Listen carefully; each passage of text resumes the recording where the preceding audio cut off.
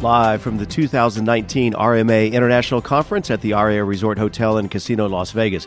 It's time now for a special episode of the Capital Club Radio Show, broadcasting on the Pro Business Channel networks.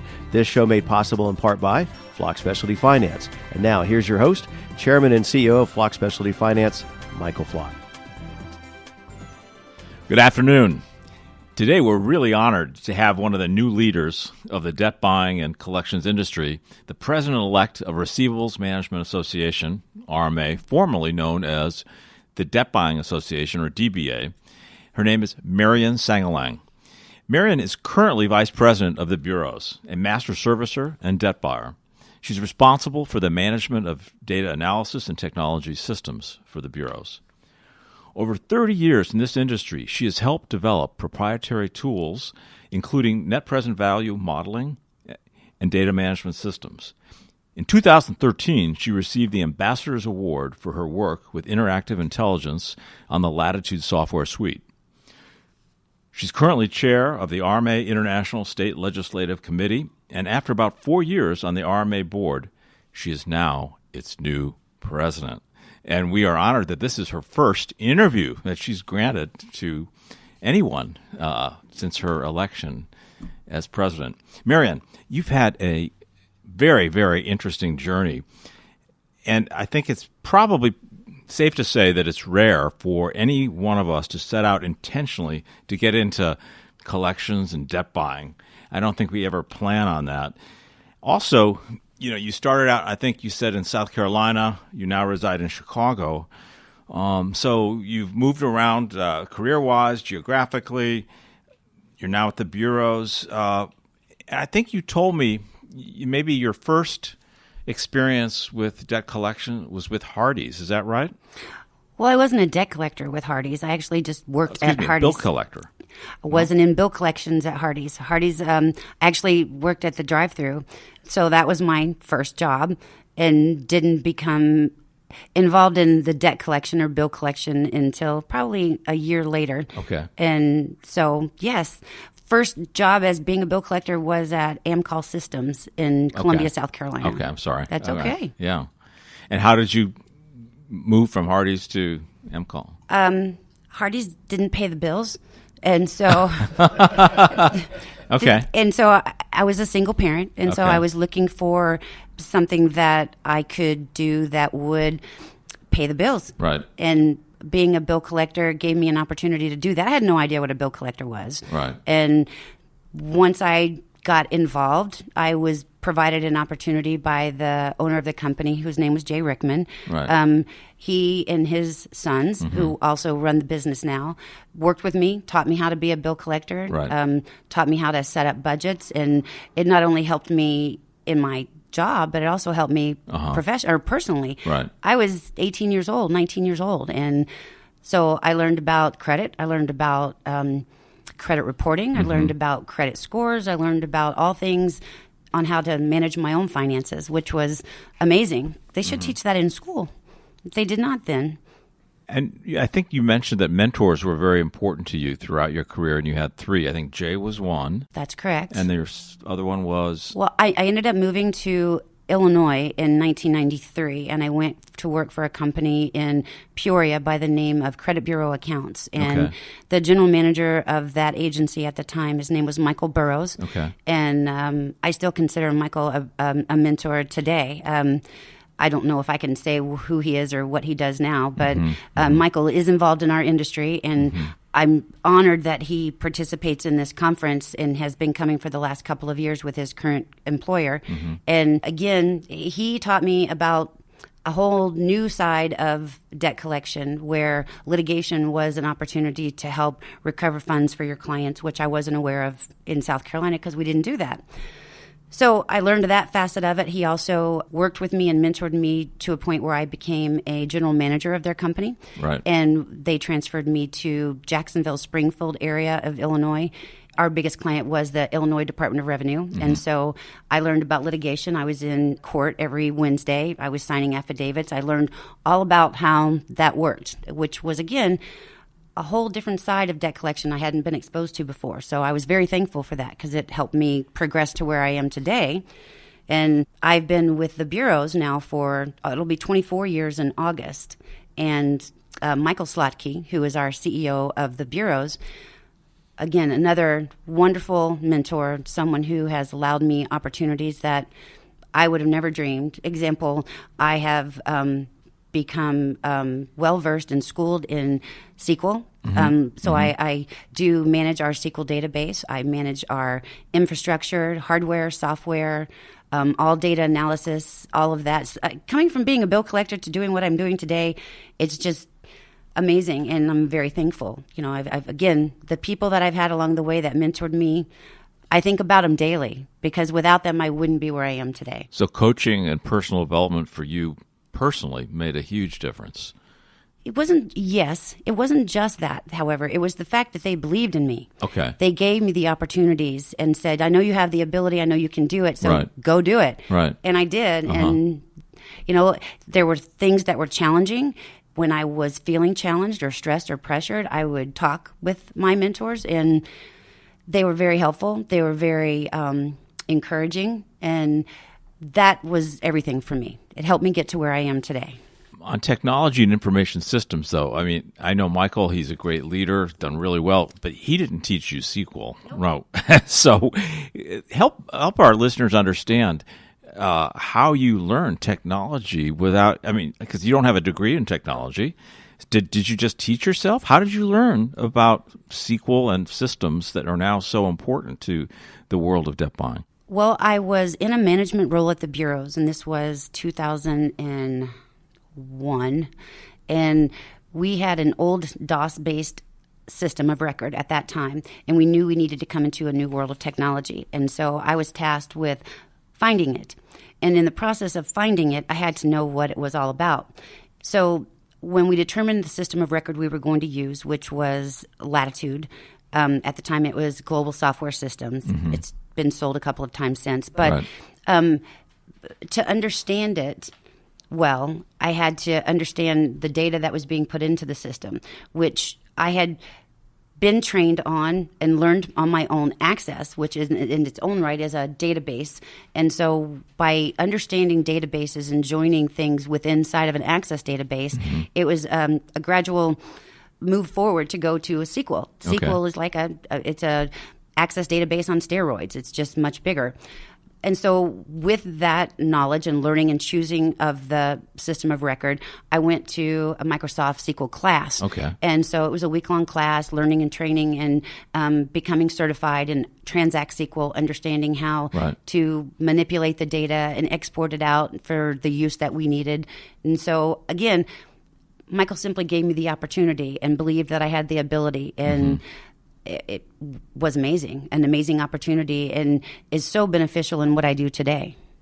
And so what you do today in technology uses this, I guess, education that you got thanks to Michael's resources and his belief in you. How is this changing the way the bureaus may be buying debt or collecting debt? I know you've said you develop proprietary tools. Can you comment a little bit more in depth on those tools and how it is helping improve the efficiencies or returns for you as a debt buyer? Somewhat, yes. Quite honestly, it was the proprietary tools that we were creating were long before Latitude and long before my SQL experience. Aristotle Sangalang had worked to develop programs internally that are still, with some tweaking along the years and with changes that have been made, the tools that we use to analyze portfolios. And those were initially all created using Access and exporting data from that old DOS-based system that I mentioned. The SQL knowledge allows us with a much easier way to just export the data, linking the information using Access. And I'm trying not to use a bunch of crazy terms, technical terms, but the reality is that SQL is an open database architecture. It simply allows us better access to the data that we have and allows us the ability to manipulate it and analyze what's there and make decisions based on what we see. So the quality of the decision-making, the underwriting has improved as a result of these new Absolutely. tools. Right. Easier. Again, am I going to say that it's easier to price a portfolio? No, it's never that easy. But the reality is that we have better access to our data. Okay. And so are the systems then that you use at the bureaus unique to the bureaus, or are you also using industry packages to... Well, Latitude's an industry package program. However, the way we use it is very different than many of its other users. You know, our biggest component of what Latitude offers is a program called AIM, which is Agency Interface Management, which allows us to systemically create, upload, download placement files to our agencies and law firms, et cetera. But as for analyzing of the data, the proprietary things, those are not prepackaged. No one else would have them. They're ours. We created them, and they work for us. And you know, we review and make changes as needed depending on the market and how things are going. But we still use them, and we are very happy with what we've got. And so, how do you plan to build on this then in 19 and 20 and beyond? Build on it? Oh, I don't know. Yeah. How do you know? You know, it really just depends on how what you have is performing. You know, how things are going in the market. What's going to happen? Really, what's going to happen in March when the rules come down? The reality is there's going to be a lot of potentially a lot of changes that'll happen then. You don't know. So will these tools help you though with the regulatory compliance as you see it in the future? Will our proprietary tools help us with the regulatory compliance? Not necessarily proprietary, but information technology in terms of how you manage your data now.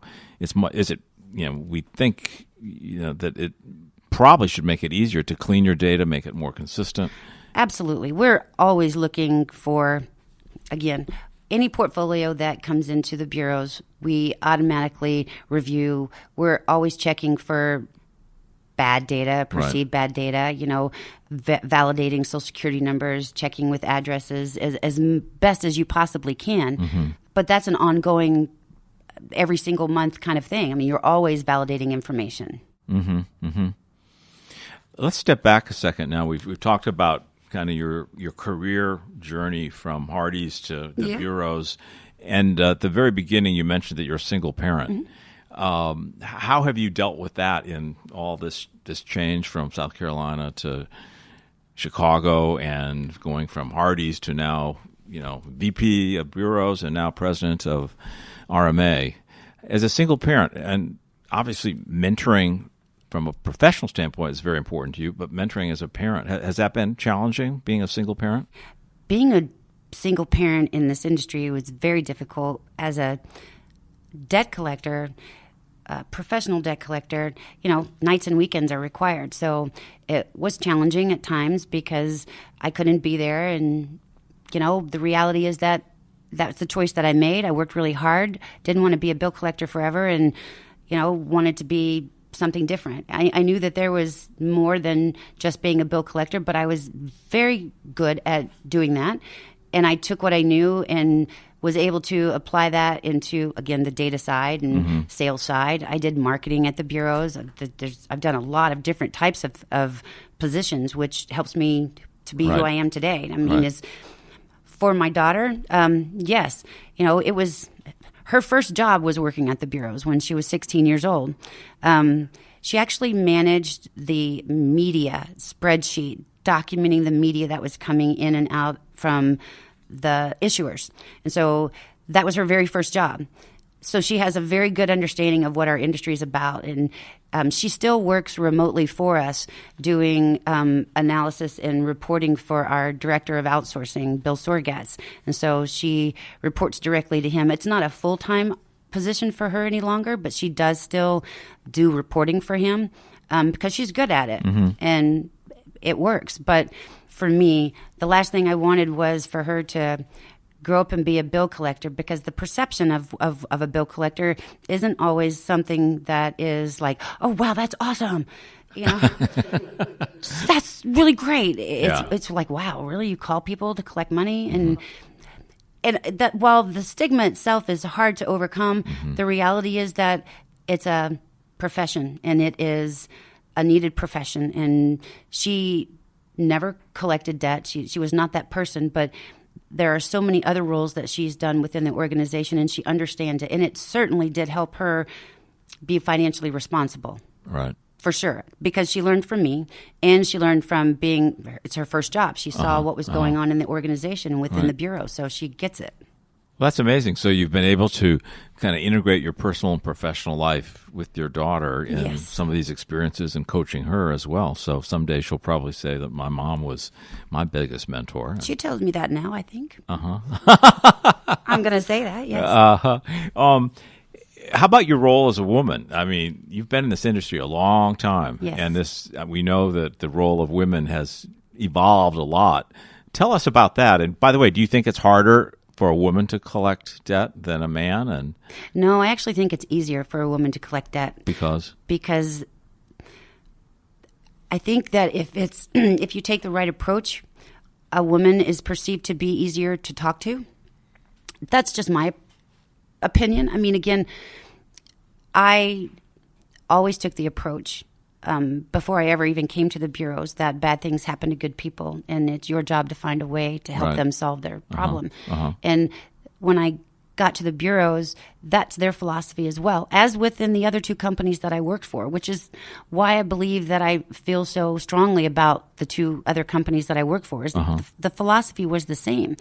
You know, it wasn't about pay your bill, pay your bill, pay your bill. It was let's help them find a solution to the problem that they're in. And so I think that was the biggest thing for me is I listened and genuinely wanted to help them find a solution. And don't get me wrong, as a bill collector, of course, you know, you have your own bills that you have to pay. But I learned so much about people in general being a bill collector. I mean, it taught me so many things about the different types of people that are out there. I mean, you do have people that just will never pay and want to pay their bills through. I mean, I've honestly had a consumer tell me that I want to pay my bills through garnishment. Can't you just sue me? And you're like, what?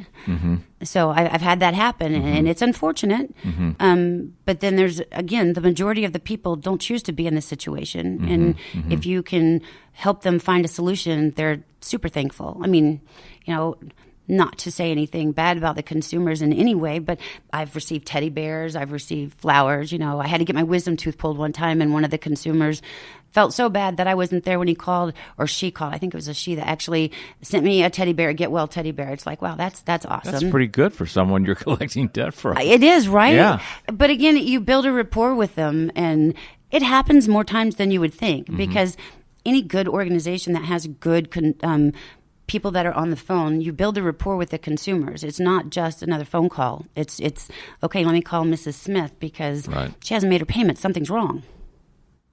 But how about, okay, so that's the role of a woman as a collector, but how about the role of a woman in a call center as an employee or a manager? It's a pretty rough and tumble environment. The language gets kind of tough and rough.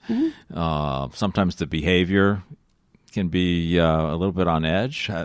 How have you seen that change over the years? And well, again, I started in this industry in 1985. And so from 1985 to 1996, big changes. Lots of things were changing. However, if you handled yourself appropriately, you were fine. It's kind of like, and quite frankly, it's with any industry, if you are just one of the guys, then that's how you will be treated. But if you keep yourself above that, and while you can be one of the guys, if you also be yourself and not just try to fit in the mix and continue to try or continue to strive and achieve your goals, you have to have grit, you have to have perseverance, you have to have goals. That's how it worked for me. It's in any industry. You know, it wasn't just in the debt collection industry or debt sales industry. You know, it's always rough. Anywhere that you go, if you got to stay a step above all of that. Right. Just have to. And keep your self-identity. Yes. Not blend in. That's exactly right. Right. And work hard. Lots of hard work. Okay. Lots of hard work. Sometimes you are expected to work harder. And for whatever reason, it's not just because I was a woman. I refuse to accept that. Right. So I just worked really hard. Plain and simple. Yeah. Had nothing to do with your femininity or... No. I'm not going to accept that was what it was. I'm just going to accept that I had to work really hard. Yes. And that pays off. Well, yeah, and you said you had a purpose and you had goals, and I guess the commissions were also motivating, right? They were. Oh, yeah, don't get me wrong. Commissions were great. But again, I didn't want to be a bill collector forever. I wanted to be more than that. And that's where the hard work came in. Because with any position, if you prove yourself, you'll get what is due you. The harder you work, the more people are going to see the hard work, and they're going to have the faith and believe in you. And that's what I did. Let's talk about RMA now. We've got 10 minutes remaining. I think when you and I first talked, you said you've got a couple things that you want to accomplish there. I think one was the retirement of debt. Could you elaborate on that for our friends listening today? Well, and well, quite honestly, I don't know if it's something that I'll be able to accomplish or not, but it is something that RMAI is actively seeking information from its membership and pursuing it as an option. We've looked at options of potentially having, I guess that's the right word, a 501c3. We're looking at. We've sent out a survey trying to determine if our membership would even be interested in forgiving really old debt. Now, when I say really old, we don't truly have a definition of what really old is. We're still at the very, very early stages of investigating it. Is really old out of statute? And if so, what state? Is it 3 years? What is it? Right. So we're investigating all of it. But I do believe that, in fact, I believe that we've even been told, I couldn't tell you who exactly said it, but that the regulators would find that favorable, that it would be a good thing. I don't know how that will play out and what exactly will become of it, but we are actively trying to find a way to make that work within our membership, yes. And you've also mentioned there are new rules coming out. I think you said in March, right? Well, that's what we're hoping. That's what we've been told. So, yes, highly anticipated rules. And, do I have any idea how it's going to play out? Nope, don't have any idea. But one of the biggest goals of mine, of course, is that we work in unity with all of the associations that are within our industry. I mean, we all have to file responses with the CFPB once the rules come out. And it's my hope that we can all work together to do what's right for our industry and provide the proper responses to the CFPB so that we are all receiving the outcome that we're looking for or hoping for. It's been a long time coming, so we have to really work together to get what we're hoping for, yes. And if the rules come out and we don't get what we hope for, what is going to be your reaction to that? I don't know. Do you have to just accept it? Can we push back? Can we try to... Well, the responses that we will send, I think, would be the pushback. If there's something, that's why we have to work together in unison with the different associations because, what's important to us may not be as important to ACA or another association that's out there. And the goal is that we respond to the ones that are most important. They respond to the ones that are most important. And it's a unified approach, sending the same message to the regulators that we these are the things that are important to us in our industry. Are there anything specifically? Is there anything specifically that you hope to see in these rules? There's a long list, Michael Flock. A long list.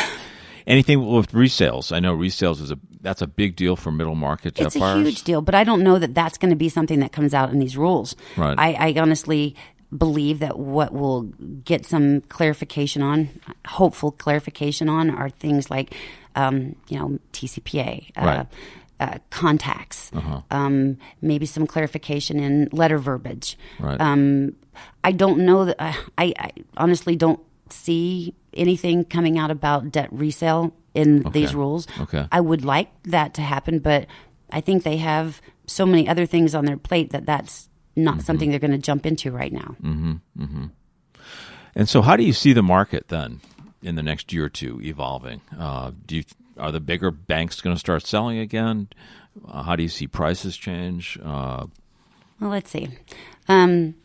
It's been rumored, of course, that the banks are coming back. The ones that aren't selling, that they're coming back.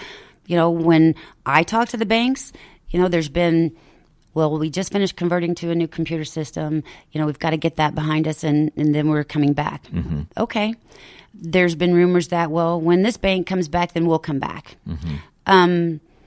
But those banks are, it's been a couple years that they've been saying that. So the hope is that they'll come back. Right. I don't know. I really don't have the answer for them. Do you see any new opportunities in the year ahead? There's lots of opportunity. I mean, the online lenders are the fintech, all of that. That's huge, and I'm still learning a lot about that. Our organization is still learning a lot about that. It's all still very new to us, anyway. Many consumers are taking that approach because they have the ability to obtain the financing there. They can't get the credit card from the bank, or they can't get the bank loan, but they can get the payment or get the loan online from one of the many lenders that are out there. So that is booming. And is that going to cannibalize a lot of the credit card world? Is it going to? I don't know. I mean, it's a completely different market. Millennials seem to find it very interesting. I don't know. I mean, I want to learn more about it before I can say, is it going to cannibalize it? Because, you hear more and more about, we're nearing a new recession. I don't know. It's going to be interesting to see what this year brings all the way around, from the tech world to online lending to credit cards to whether the banks are going to come back and the new rules. Right. It's going to be interesting. All right. So there are definitely new opportunities. How about new obstacles? The rules are going to be obstacles, potentially. You know, we'll have to see what comes from that. So they're not going to be any easier. They're going to be, who knows? You know, if I was a bug on a wall and, out there in the halls of CFPB, I would have a lot more information. I have no idea. Well, yeah, it was sort of unfortunate. Mick Mulvaney was selected as the guest speaker at the RMA conference, and then he got selected as the interim chief of staff for President Trump. Yeah. And then Kathy Kraninger took his place, and she apparently is more friendly to the industry than some of the past leadership, but she's not willing to speak yet because she's just gotten to her job. So I guess we just don't know. We haven't met her yet. We do have a trip planned to D.C. the end of February, and the hopes are that we'll be able to meet with her. Not sure if that's going to happen or not, but we will be meeting with other regulators while we're there. Okay. Hopefully we'll get some sense as to what is coming, but we don't know yet. Right. Are these new regulations keeping you up at night, the worries about them, or the market? Does that keep you up at night? I'm way past that. No. You're way past that now. No, it does not keep me up at night. There's no. What keeps you up at night? I worry about my grandchildren. Your grandchildren? Okay. And you're my a grandmother dog. now. Congratulations. Yes. That's wonderful. I have a 4-year-old and a 2-year-old. And or my dog, that might keep me up at night. But that's about it. Or my husband snoring. I'm just kidding. Well, Aristotle. Sure. And how is Aristotle? He is outstanding. Thank you for asking, yes. And just for our listeners' benefit, Aristotle also works at the bureaus. He does. He's president of the company. He's president, right? Yes. And so that's an interesting dynamic, a husband and wife team leading the agency, working for Michael Slotky. Yes. Does that create also any interesting office dynamics when you've got a husband and wife team? No, not for us. It's perfect. I can see him from my office, or he can see me, but our day-to-day interaction is minimal. We might have lunch together, but we don't ride to work together. We take separate cars because that's our time. Right. He's listening to music different than what I listen to, and it works out well. But again, he's the brilliant mind behind a lot of those proprietary tools that we talked about a little while ago. Right. He was the brilliant one that started it all. And is your daughter still there, or? Again, she's just does reporting once a month for Bill. Yeah. Okay. So it's a family affair. It's a family affair. That's wonderful. It is. Yeah. It's amazing. What are you reading? What's on your nightstand? Do you have time to read? No, there's not much. I'm an HGTV person. Oh, okay. So before I go to bed at night, I have the TV on HGTV, and I wind up falling asleep to that. And my husband turns the TV off before he goes to sleep. But reading. I like to find time to read. I just don't do enough of it. I read emails a lot. And so if I could find other books to read, I probably would miss out on some very important emails. I don't know. Sleep is vital for me. I really require my 7 to 8 hours. Anybody who knows me will tell you that. Right. I go to bed at 8:30 and I'm up at 4:30 every day. So I'm in the office by 6:30. And 6:30. That's a long day. It is a long day, but that's my routine. It works for me. But you've got a purpose. Yes. You said, and that makes it all worth it. It does. And you believe in yourself, and your family, and that makes a difference. Yes. So at the end of your tenure as president of RMA, what do you want to be remembered for? That's a good one. We talked a moment ago about how I want the associations to work together. That's very important to me. We all have a common goal. The reality is that we just need to work more together and not against. We all have they're all associations. I get all that. Everybody's trying to do their own thing. Right. But the industry is the industry. The same industry that I'm in is the same industry that you're in. You just do Right. something different. Right. But we all have a goal Right. to make it best for us. And that's what I want to be remembered for, is that I was able to bring the people together in a different way. I mean, it's not like we don't work together. We do, but Right. I'm trying to make that stronger. So, Marian Sangalang, president of RMA, bringing the RMA, the Receivables Management Debt Buying world together. And you and I spoke earlier about the power of community. It's something we believe in, too. Yes. And so that will differentiate, I hope, your administration. And it certainly is very useful to try to make the changes that not just RMA, but ACA and others want to see in this industry, because I, for one, believe that the industry has suffered an unfair reputation in the past, and I think what you're trying to do with these other associations will make a huge difference. And so it's sort of like a family affair, Yes. You've got Community. Community. You've got your daughter Aristotle and you and you've created a culture, and so has Michael. Yes, at definitely. the bureaus. I know a lot of people love working there.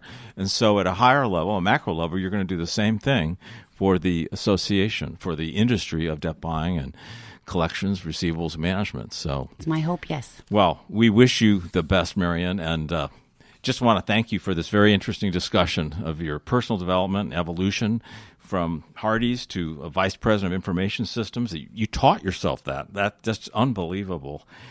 With a major debt buyer, a major and successful master servicer, to now president of the leading industry, for the world in debt buying at RMA International. Thank you for your support. Thanks, Marian. It's a pleasure. Thank you. We want to thank you for listening to this special episode of the Capital Club Radio Show with your host Michael Flock and his guests, live from the 2019 RMA International Conference at the Aria Resort Hotel and Casino in Las Vegas, made possible again in part by Flock Specialty Finance, more than a transaction. For more info, visit flockfinance.com. To listen to this rebroadcast and other episodes, visit capitalclubradio.com.